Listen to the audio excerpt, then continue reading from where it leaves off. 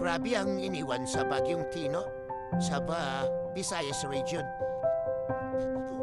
Pagka kalikasan talaga yung naniningil kay sulat natin magagawa, kaya tanggapin na natin ang katotohanan. Para lang sa atin na huwag natin sirain yung kalikasan kasi tayo rin yung babalikan. Katulad sa nangyaring ganito, iba yung sumisira ng kalikasan, iba rin naman yung nagdudusa sa mga ginagawa nila. Paninira sa kalikasan. Kaya paalala sa karamihan, huwag nating sirain ang kalikasan para sa bandang huli hindi tayo babalikan tulad sa nangyaring ganitong sitwasyon. Sa kuna, grabe nangyari guys.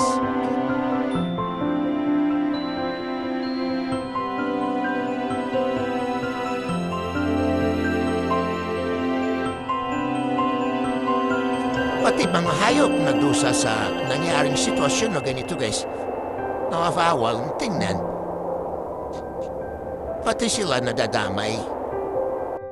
Kaya yung sitwasyon na ganito guys, isa itong babala sa atin ng Panginoon, hindi lang sa kalikasan, na sa mga tao nakalimot sa Kanya, parang pinaalalahanin tayo ng Panginoong Diyos.